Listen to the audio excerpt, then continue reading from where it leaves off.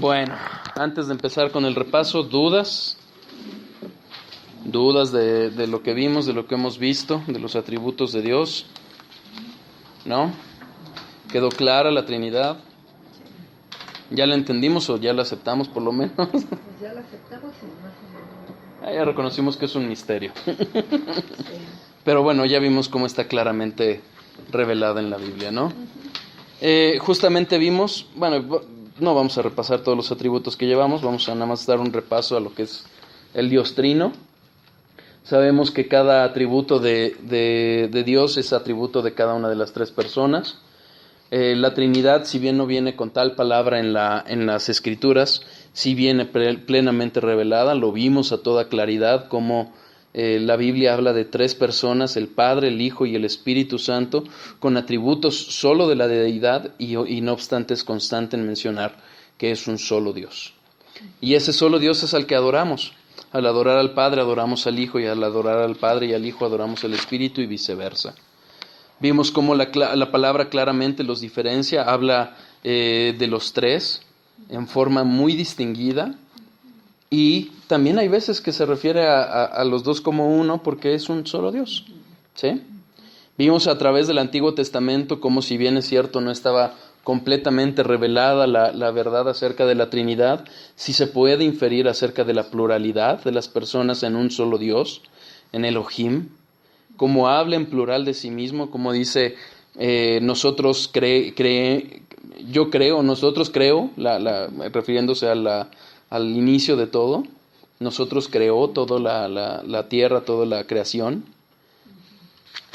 Vimos cómo también se empiezan a develar algunos detalles de nuestro Señor Jesucristo, cómo habla de que está a la diestra, cómo claramente se diferencia Jehová, Adonai, y en algunos ese es el mismo, porque al fin y al cabo es el mismo Dios.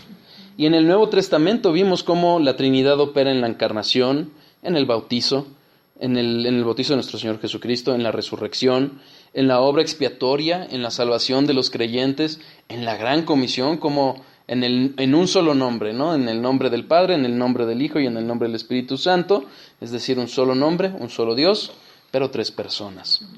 Vimos también ejemplos de la Trinidad, vimos cómo realmente son iguales, porque al fin y al cabo así lo revela la palabra, si no, no podríamos entender cómo en algunas partes lo menciona primero al Hijo, a veces el Espíritu, cómo habla, si tienes el Espíritu del Padre y el Espíritu del Hijo, o sea, son cosas, son detalles, exacto, y son detalles que quizás no habíamos visto porque no nos habíamos detenido a entender realmente cómo está revelada la Trinidad.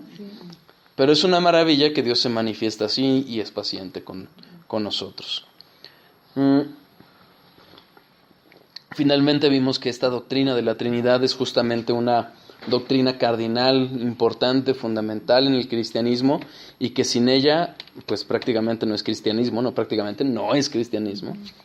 y nos separa de todas las religiones, ¿no? Porque ninguno lo maneja así.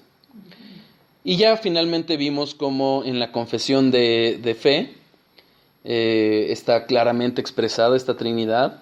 Insistimos, no resolviendo el misterio porque sigue siendo un misterio, pero sí haciéndolo más entendible a nosotros cómo está revelado. Y finalmente lo vimos en el credo Atanasio, ¿no? Cómo se refiere a la Trinidad. ¿Sí? Bueno, ¿alguien hizo la tarea? ¿Qué es un Dios personal? ¿Por qué vamos a hablar de un atributo de que Dios es personal? ¿Qué se les ocurre cuando hablamos de que Dios es personal? Pues es cuando nosotros estamos creando nuestros propios dioses, ¿no? ¿Pero sería un atributo de Dios cuando creamos? No. Ok. Que Dios trabaja con cada uno de diferente manera, ¿no? Digamos que eso es un reflejo del ser personal. Pues que Él se está mostrando, o se está revelando con nosotros, como un solo Dios. Va por ahí. Que es vamos a pensar, bueno, no sé cómo decirlo, pero es como que nos está revelando su carácter. Va un poco por ahí, va un poquito relacionado con esto. Sí. Decía Albert Einstein que el universo reflejaba una verdadera fuerza cósmica, pero incognoscible. Es decir, no la podemos conocer. Es una fuerza cósmica, es un orden, pero no lo podemos decir, no lo podemos conocer. ¿Sí? Pero ¿saben qué? Dios dice lo contrario. Jeremías 29:13.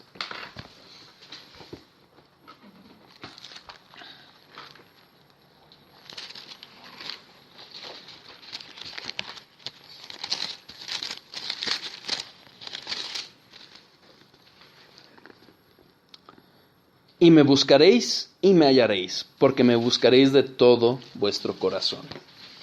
Finalmente Dios dice, búscame. Y quien lo busca, le va a hallar. Le puede conocer. Ahora, ¿a qué nos referimos con que es un Dios personal? Quizás podríamos entender cuando alguien lo diga así, y por eso lo manejo así, porque es importante reconocer los términos que se manejan teológicamente para que cuando alguien los mencione sepamos de qué están hablando. Pero podría parecer que cuando hablamos de un Dios personal, pareciera que cada quien se forma su propio Dios, porque es mi Dios personal, la relación conmigo, pero no se refiere a eso. Porque ya vimos que Dios es inmutable, que Él se revela tal cual es, y no va a adaptarse a las personas, porque si no, se estaría adaptando el Dios todopoderoso a la criatura, y no es así. No se refiere a eso lo personal, sino a que tiene personalidad. Si yo se los platico así, porque se los digo, a mí me pasó, dices, bueno, ¿qué quiere decir eso? Pero quizás entendiendo a lo que se opone este término de que tiene personalidad, lo vamos a entender. ¿Ven cómo Einstein dijo, es una fuerza cósmica? Bueno, justamente es lo contrario. No hablamos de un Dios como una fuerza o un poder supremo nada más, así como la gente suele referirse a la madre naturaleza. No es un accidente cósmico, es decir, no es una mera fuerza o un principio de acción o una ley natural o una ley de una fuerza que no tenga voluntad o inteligencia. No es así Dios. Por el contrario, Dios sí tiene voluntad. Dios es una persona no entendida como nosotros, persona humana, sino persona en el sentido de que tiene inteligencia, tiene sentimientos, tiene voluntad. ¿Ok? Hay una manifestación clara de una personalidad en ese Dios. No un Dios, insisto, que es una fuerza que no conocemos, que sabemos, como algunos dicen, ¿no? Pues sí es un Dios, o es una fuerza, o es algo así lejano a su creación. No, todo lo contrario. La Biblia nos revela que nuestro Dios, que el verdadero Dios, es un Dios que tiene diversas características que denotan una personalidad. Adicionalmente, no es un Dios caprichoso. O sea, no es un Dios que simplemente manipula una creación. No, todo tiene un propósito y nada es una razón egoísta de Dios. ¿Se acuerdan cuando vimos al hablar de la eternidad pasada, de la autoexistencia de Dios? Cómo referimos a que realmente Él no tenía necesidad de crearnos. Sin embargo, nos creó por amor, para que fuera manifiesta su gloria ante nosotros, y nosotros nos viéramos beneficiados de ello. Entonces sus razones no son egoístas, y no es caprichoso Dios. La medida que lo conocemos, vamos viendo que aún el sufrimiento, que aún lo que llegamos a padecer, tiene una razón de ser. ¿Ok? Ahora, tampoco es una persona como los semidioses griegos, no sé si los llegaron a conocer, incluso los propios dioses que son más humanizados, o sea, están más entendidos de parte del hombre. Por ejemplo, los griegos que veían a unos dioses con virtudes y defectos. Veían dioses más bien imperfectos. Veían a dioses con emociones falibles, es decir, que cambiaban, que podrían airarse, que podrían enojarse y hacer una tontería. Dioses que pecaban. Y cada quien tenía algo, ¿no? Por ejemplo, Ajá. La diosa del amor, la diosa Exacto, del dinero. exacto. Entonces, ¿qué es lo que pasaba con ese tipo de perspectiva? Que partían de lo que entendía el ser humano de sí mismo. Es decir, Sí. yo veo que tengo un enojo, una ira, una alegría, un amor, y lo ponían a unos niveles diferentes en los dioses, pero igualmente imperfectos, igualmente maltrechos, no en una concepción de personalidad. Pero entonces estaban haciendo sus propios dioses. Claro, O sea, lo estás fabricando tú en tu mente. totalmente, exactamente. Es como ahorita también, o sea, la gente tiene a sus dioses, por ejemplo, la Iglesia Católica, y dice San Isidro, y todos Martín nos de dicen, ¿no? Porres. San Martín No, de o Porres. el Santo Corazón de Ajá, Jesús, sí, a o todos cosas les así. está, pero El cada Santísimo. uno tiene Alguna algo facultad. ajá, exactamente. Hay incluso algunos que defienden supuestamente ladrones, por ejemplo. O sea, Ajá, es ajá. absurdo. Es absurdo. Güey, la Virgen la ponen como la reina de los cielos. Es terrible. O sea, Pero, es eso lo que estás... no. Me refiero a lo que sí les quiero dar a entender es, el problema es que cuando nosotros vemos a los dioses desde nuestra perspectiva, es decir, viéndonos nosotros primero y como nosotros somos así, Dios debe de ser así, lo vamos a hacer diferente a lo que es Dios. Le vamos a poner atributos que no tiene, le vamos a poner defectos, porque nosotros tenemos defectos, y lo vamos a ver como no es. Ajá. Justamente por ese tipo de falibilidad, de ver una personalidad imperfecta, los filósofos niegan que Dios tenga una personalidad. ¿Ok? Pero si nosotros la entendemos como una personalidad imperfecta, es por eso que no la podemos concebir.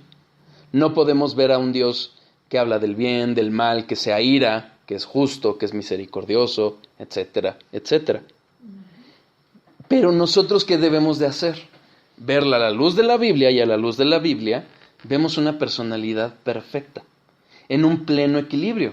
Lo que veíamos de los atributos de Dios en pleno equilibrio, en plena perfección, sin caprichos, sin egoísmos, un amor justo, misericordioso, ¿sí? Entonces, desde ese punto de vista, ya podemos hablar de que entonces sí hay un Dios con una personalidad perfecta. ¿Qué pasa con nosotros? Nosotros somos una copia finita, y como tal, imperfecta, que tiene caídas, que peca, que hace mal, que tiene caprichos, que es egoísta, etcétera, etcétera. Entonces, va a depender de qué perspectiva lo vemos. Si lo partimos de nuestra personalidad para entender que Dios va a ser como nosotros, obviamente no vamos a ver a un Dios con personalidad. Pero si partimos de que Dios es una personalidad perfecta, como la vamos a ver ahorita, vamos a entender que sí tiene personalidad. ¿Sí? Sí. ¿Queda claro? Sí. Ok. ¿Por qué decimos que Dios es una persona? Insisto, no un ser humano, sino persona. Porque es un ser viviente, pensante, que siente, que es activo, es decir, no está inmóvil, no es como esa fuerza cósmica inmóvil que nada más da equilibrio. No, es un Dios activo. Es un Dios moral que habla del bien y del mal. El bien lo acepta, le agrada, el mal lo rechaza. Pero además es un Dios que tiene interés por su creación, por sus criaturas. Entonces vemos cualidades muy características que tiene una persona. Que no es, insisto, como una fuerza nada más, como un accidente. No. Es alguien. ¿Ok? Ahora, ¿qué pruebas naturales tenemos? Primero, la personalidad humana. Si nosotros tenemos personalidad, es que hay un Dios con una personalidad. Estamos hechos a su imagen. Si nosotros tenemos ciertas características en las que nos relacionamos unos con otros, en las que sentimos afectos, en las que sentimos N situaciones y pensamos y somos inteligentes, obviamente quien nos creó tiene personalidad. Porque si no estaríamos hablando de que lo creado supera al creador. Entonces la causa, pero el efecto sería superior a la causa. Es ilógico. ¿De acuerdo? Debe haber una personalidad allá. Ahora, fíjense, una cualidad de la personalidad es que tiene conciencia de sí mismo. En los bebés, ¿Cuál es la peor edad? Ustedes que son mamás. La adolescencia. No, en los